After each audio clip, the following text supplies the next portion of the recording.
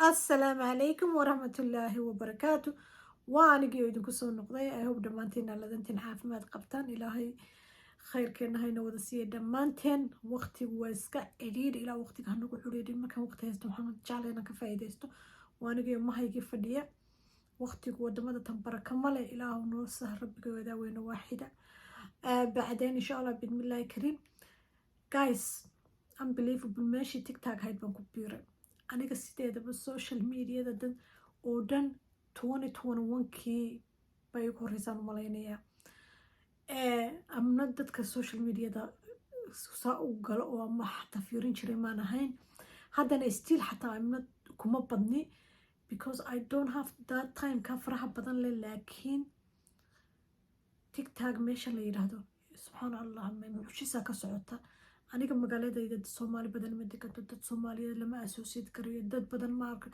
berigi hore umadan aqoon jiray dad ilaahay yaqaano islaamo bay ahaayeen laakiin dadkan aan tiktok ku arkay dad badan oo fiican way jiraan laakiin sas bay ugu dhacay waxaan ku waashay dadkan xagee laga soo daayay dadkan xagee ka yimaadeen subxaan allah ama yashrikuun ilaahu subxaanahu wa tacaala hayna soo hadeeyay laakiin Soomaali sharafteedii waa ku dhimatay meeshaas horta number 1 dadka negativeka cayda qof baa wax soo boosti garanay waxaad moodaa dadkii jaamacado inay uga soo baxeen caydii iyo xumaantii bini aadmiga saasaa loo gogoynaya war mar waan naxaa mar waan yaabaa mar waxay ku hadlayaan waa iga qoslisiisaa I mean it's waxaan u malaynaya nolosheeda intaan jooga saan u qoslay tiktok uma qoslin dadkaas waxay soo qorayaan sometimes waad yaabaysaa mar way kaa qoslisinayaan mar waad yaabi cayda laakiin negativeka sida laysu caayayo ilaahay baan ku dhaartay sas baa igu dhacayo sometimes waxaan ka baqa beejidka soomaalida inaan ka cararo horta number 1 kuwii gabdha ahaa shaydaan iyagii buu isku salliday waxaan ogaaday tiktok gabdhahoo dhan maahaane laakiin gabadh soomaaliyeed manaha cadowa naag soomaaliyeed hay mabale they think inuu nimanka yihiin laakiin no gabadh soomaaliyeed cadowgeed waa gabadh kaloo soomaaliyeed shaydaan waa isku diray intoodii xumayd dad badan oo sharaf loo fiican baa jira waa la isku diray gabdhaha meeshaas ku jira waxay ku hadlayaan unbelievable mid kale horta ku taagan tahay oo naagaaba intii soo fadhiisanaa kala caayaya kuwa gabdhihii kale caayayaan single motherkii magacyay ugu yeedhayaan heblaayo kale war magacyo aanan jeelkan doqonaya juujaaja waxaananba afkayga xataa soo marin karin oo I couldn't even believe inuu gabadh Soomaaliyeed gabadh walaasheeda waxa inay ugu wareyso sidee afkaaga uga soo bixi karta waxa dumarkaas qaybtood ay ku hadlayaan waad yaabaysanaa heblaayo sidan midba mid bay usoo fadhiisatay oo iyagii baaba isdhimayo iscaaya magacyadooda heblaayo waxay ku hadlayaan kuwana general bay ka hadlayaan oo gabdhihii qayb bay isku qaadeen na jilicsanay na jajaajuuye na miyan garshee karaya single motherradii xataa ku caayayaan arkay bal goorma single mother nimacay noqotay Soomaali oo dhan majoritykan single mother baynu ama wadanahay ama ina dhalay ama aad tahay ma noqon doontid who knows it blows my mind waa wax iga yaabiyay bay noqotay unbelievable what's going on dadkeenii kuwo qabiil bay u fadhiisteen naagahoo dumarahoo habeen iyo maalin qabiil unbay ka hadlayaan reer hebel baaba ummadii waashay heesooyin baaba lala soo baxay laandheer baan ahay halkan aan ka booda iyo waxaan irada laandheer waxbaa doobiye oo doobi geelaaba doobin jiray dadkuna ma doobiyaan war marka dadka aadan ku dhex jirin waad yaabaysaa aniga waan yaabay waan astacajib iyo ama kaag ilaah baan ku dhaartay inaan carruun baan ku dhowahay mid waa taa kuwii niman ahaa iyagu horta qabyaalad bay u fadhiyaan iyo mid gabadh caayaya oo la heblaaya halkan ugu haysta iyo bilaayada ay ku hadlayaan iyo qabiilka ay ka hadlayaan unbelievable kuwii teenager ahaa iyo dhalinyaradii 20 ku jirtay iyaguna jahwareer bay ku jiraan qaybtood not all of them laakiin intoodii badnayd qayb waa qaaqaawan yihiin noloshayda wadan gaaleed baan joogaa ajnabi baan ku dhex jiraa xataa gaala saa u qaawanoo weligay banaanka saa u taaganoo qaybtood mudhiga gacan yihiin ama rajabeeta yar iyo nagsi lasoo xidho oo bulshadii lasoo hortaagan yahay weligay ma arkin yacni soomaalidii diintii xaggee martay dhaqankii xaguu maray xishoodkii xaguu xataa maray dadku miyaanay waalidkood ka xishoonayn gabdhaha yaryar qaybtood waxa ay ku hadlayaan afka ma soo marin kartid inamadii yaryar ka daran qayb baa ku odhanaya qolyaha kale aanu nahay war dadkaasi waxay ku hadlayaan sometimes anigu iyaga lamaba yaabo oo way jaha wareersan yihiin oo dhaqan diintii wax yar bay ka garanayaan culturekii soomaalida wax yar bay ka garanayaan qurbihi ay joogaan waxbay ka garanayaan soo iyaga dhan jaha wareer bay ku jiraan iyaga ilaahay soo hadeeyo laakiin waxaan yaab ah xishoodkii meesha uu maray ilayn dadku xataa waalidkooda ka xishoon jireen ilayn qofku markaan qofku weyna wuxuu xishoodaa markuu xayo leeyahay iyo markuu iimaan leeyahay meesha tan marka ilaahay subxaana watacaala dad badan oo fiican way jiraan oo de gabdho badan maasha allah waxaan arkay cuntooyin iyo soo geliya iyo guryo hagaajintooda iyo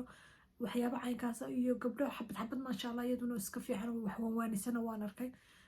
intaan anigu dadkii arkay laakiin maasha allah dad badan oo muslimiin oo fiican baa jirta wallahi ducooyin badan baan ka bartay waxyaabo fiican baan ka bartay laakiin anigu dadkeenii soomaaliyeed dad ka liita maan arag waxaynu noqonay lost nationka caadiga ahaa saqiir iyo kabiir not only yaryarka anigu maba la yaabo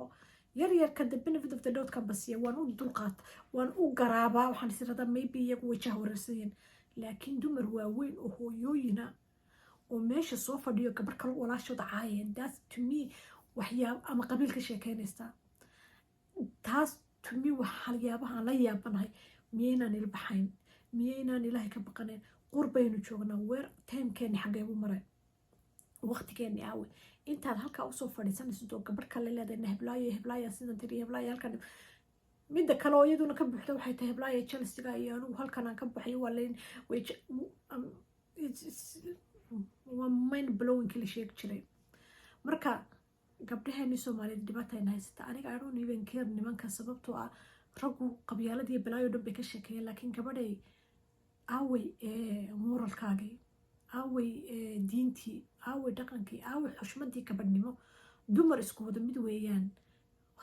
sidee bay inaad intaad social media soo fadhiisatid gabadh kale oo walaashay oo la garanayo ina hebel hebel oo heblaaye aad tahay aad caayaysaa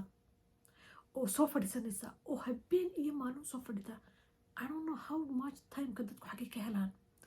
dadku timekeeda kan xaggee ayaynu ka keenaa timeka adduunyada aynu joogno dadku dabaqyada dhisteen oo bildinada la haysto oo diyaaradaha la wato oo niman lamid iyo dad dumarina lamida samaystay haddana we have so much opportunity wadamada tan qurbaha aynu joogno inteena badani waxaynu joognaa waddan aynu wax ka qabsan karno waxba lagama qabsanayo still waxa la taagaya 10 years maalintii meeshahayd sababta maxaaba wax la qabsadaa waxa mashquul lagu yahay gabadh kaloo soomaaliyeed ninkiina qabiil buu ka sheekaynaya up to now baa nimankii wiilashii dhalinyarada ahay intay soo fadhiista qabiil laysu caayayaa qabiil goormaynu ka baxaynaa qabyaalad goormaynu ka baxaynaa gabadh kale gabadh ay caydo goormaynu ka baxaynaa goormaynu horumar gaadhaynaa goorma ayaynu caruuraheena baraynaa ama u kursanaynaa si fiican oo baraynaa wanaaga caruurtii soomaalida dhibaatada kaloo taagan waxay tahay dhalinyaradii teenager kaliya ma odhan because qaybo 20 ku jiro 20 teenager dumarkii soomaalida la caayaya calool weynay heblo weynay xaliimoy sida tane waxa ay inamadaas ku hadlayaan you cannot imagine gabdhihii sidoo kale faarax luga baastow faarax geelow wax cayda ka dhacaysa gabdhihiina meesha waxay usoo fadhiisteen raggii inay caayaan dumarkii wiilashiina gabdhihii inay caayaan waxa xaggay ka keeneen waalid fiican markaad ilmahaagii haddaad maanta dhan soomaali ku ag caayaysid iyaguna soomaalid bay caayayaan maanta dhan haddaad raggii ku dhagcaay gabdhahaagii maanta dhan haddaad aabahood caayaysid ama dumar kaloo soomaaliyeed caayaysid ama rag kaloo soomaaliyeed caayaysid iyaguna sidii bay noqonayaan haddaad leedahay nimankii soomaalida dhan waa wada luusaro gabdhihiina sidaa waxay ku korayaan nimankii caayayaan hadda gabdhaha yari wiilashii saasay ka dhigeen caayida waxa la iskula hadlayo wiilashii xisho darada gabdhihii waxaan rada kun meel hooyo soo korsan who should we blame markaa kulli fidna waalidkii korsaday miya ma systemka ma social media I have no idea laakiin is mess waxa weeyaan dadku inala mid maa khalqi oo dhan baa youtube baa ku jirta sooray baa tiktok ku jira laakiin bini aadam dad inala mid kuma jiraan dad muslim isku sheegaya oo haddana